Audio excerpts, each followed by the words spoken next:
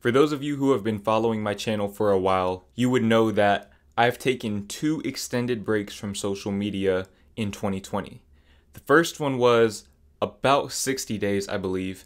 I deleted social media on February 26th to be exact.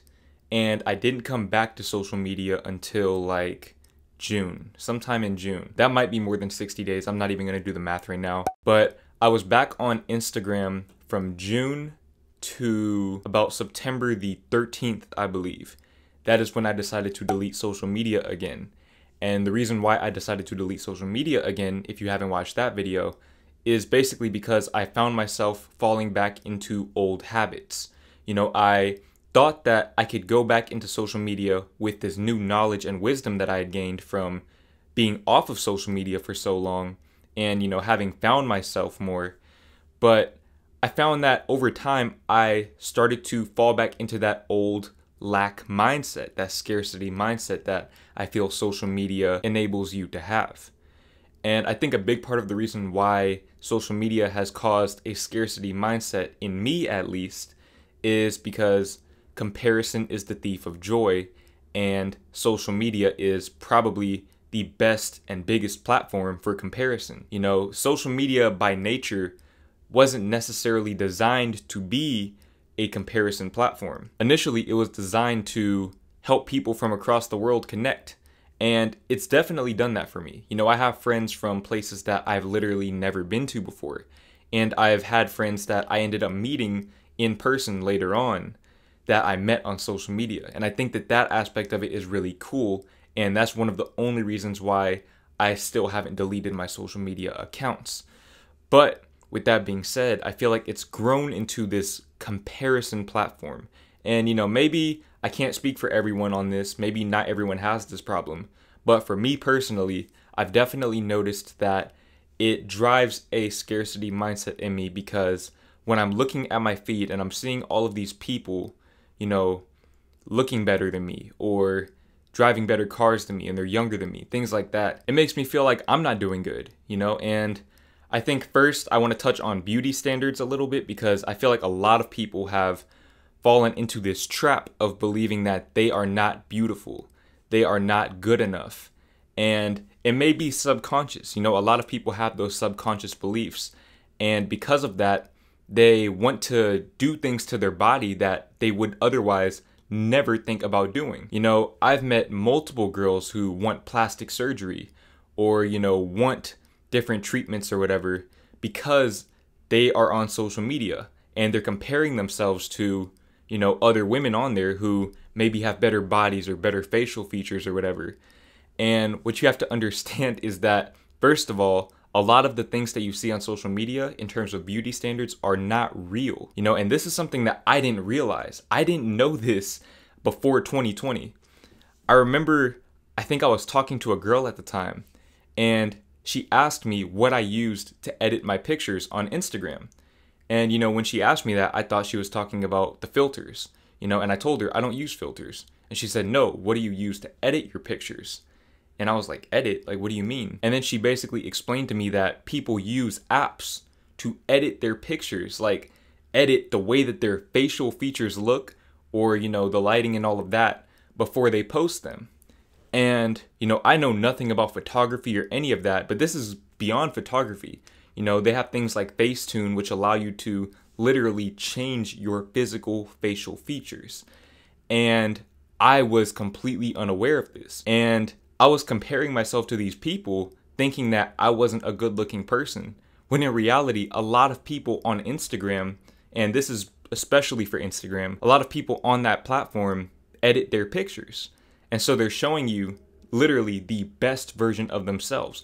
In fact, not even the best version of themselves. They're showing you who they wish they were. So, if you're comparing yourself to those people and, they may get more likes than you, but, your pictures are real and theirs aren't, what's the point of comparing yourself to them? Like I said, I've met multiple women who want plastic surgery.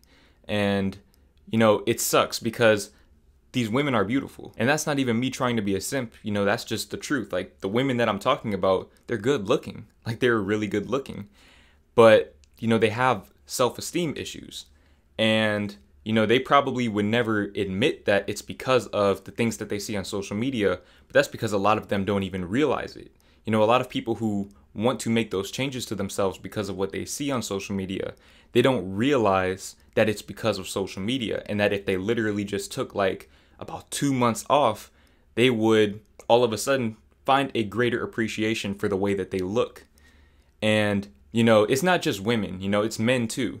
You know, I feel like with men, maybe, you know, seeing other men who have more muscle than them, not realizing that men can edit those too. You know, they can edit that to make themselves look bigger or more ripped than they actually are. And that's why I make an effort to never do anything like that. I do not want to set unrealistic standards for you guys. And when I say unrealistic, I don't mean that those things aren't attainable. What I mean is that you shouldn't be aiming for that. You know, you shouldn't be striving for perfection, because perfection doesn't exist. Your imperfections are what make you perfect. Now, the next point that I want to touch on as it relates to comparison is the standard of success.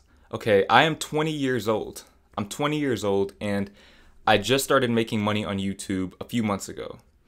Now, before that, I was very insecure. I was very insecure about my position in life. You know, at the age of 19, I felt like I was becoming a failure. You know, every day that I wasn't rich, every day that I wasn't living my dream life at 19, I felt like I was behind. I felt like I wasn't doing good. When in reality, you know, at 19, I was well ahead of most 19-year-olds in terms of following their dreams. You know, and now, obviously at 20, even though I'm not making that much money, most 20-year-olds are in debt because they're in college. I'm actually making money. You know, I'm turning a profit now. And, you know, it's crazy to me that, you know, we go on social media and we see these teenagers, you know, all of these TikTok stars and these young YouTubers or whatever who are like 18, 19, buying Ferraris and things like that, moving to LA. And, you know, we feel like we're failures, and we're not even like getting started yet. Like, we haven't even started our prime. Like, we're not even in our primes yet, you know, like really your prime is like 25 to like 35. I'm 20 years old. You know, by the time I'm 25, I'm going to be doing pretty well for myself. I can tell you that right now. And the reason why I know this is because I'm 20 and I'm already making money off of this. And I'm not saying this to brag, and I don't want you to compare yourself to me. What I'm saying is that you're probably more successful than you think you are. You know, if you're a young person, if you're in college watching this video or in high school, you are not a failure. You literally cannot be a failure because you're still young. You haven't reached your prime yet. You know, that's something that I had to really check myself about and get out of that lack mindset. You know, stop comparing myself to these people that are in different conditions than me and, you know, are different people than me. Because, as I've said before, comparison is the thief of joy. And there's always going to be somebody out there doing better than you, younger than you. So take what you got and make the most of that. Make the most of what you have and do what you can. You know, follow your passion. And don't compare yourself to anybody. Don't compete with anybody. Just stay in your own lane. Stay in your lane, stay focused. And things will happen a lot quicker for you. And also on social media, like I said, people are showing you the best of themselves. They're not showing you the fact that they're depressed and the fact that when they look in the mirror, they hate what they see. You know, and that's why on my channel, I make it a point to be transparent with you guys. I'm not going to try to sell you an image of who I am. I'm going to show you who I actually am. Now, the next reason why social media is very, very toxic is because of groupthink. Okay, on social media, I feel like people are bullied into adopting certain ideologies because so many people are against something that it makes you feel like you're wrong for believing in something different. When in reality, if you are following the masses, you're only going to go as far as they go. You know, what I've realized is that if you want to go anywhere in life, you have to go against the grain sometimes. You know, and I see this especially on Twitter, and this is a big reason why I had to delete Twitter, and basically I haven't gotten back on it since I deleted it back in February. I had to get off of Twitter because there's so many people on there that are basically against, you know, success of any kind. Like, a lot of people on there are miserable and bitter. And, you know, I've seen a lot of people on there say that, you know, being rich makes you evil, for example. And yeah, there are evil rich people out there, But it's okay to be rich. It's okay to work at something until you become rich. You know, there's nothing wrong with getting a lot of money, because if you're getting a lot of money, more often than not, that means that you're providing value to a lot of people. The next reason why social media is very toxic is because people have shorter attention spans. Okay, it makes you have a shorter attention span. And I think that TikTok is the biggest culprit here. Okay, when you have a lot of videos that are, 15 seconds to a minute long, and it's just constant stimulation, that is terrible for you, because at that point, you're not going to be able to read books anymore. You know, you're not going to want to do any of that. You're going to become addicted to that stimulation. And when you can't sit there in a room by yourself in silence anymore, that's a problem. Okay, that's a problem, because now you're not able to get in tune with yourself. And this is also where that groupthink comes in, because when you don't have a set belief system within you already, you are susceptible to whatever other people tell you. So, you know, you need to get more in tune with yourself, but you can't do that if you're addicted to stimulation. And, you know, as a result of this addiction to stimulation and this shorter attention span, a lot of people have developed an addiction to instant gratification. You know, a lot of people are not willing to put in the work to start their own business and, you know, stick with it until it turns a profit. And this is where a lot of those miserable, bitter people come in at. You know, they're not willing to put in the work, so they project their insecurities and their bitterness onto other people and try to shame people for going against the grain and following their dreams. And to me, that's just something that, you know, why be a part of that? You know, it's not worth it. The return on investment is not there. And a lot of these apps, you know, most of you guys watching this aren't making money off of Instagram or Twitter. Most of y'all aren't making money or even looking to make money off of these apps. So what's the point?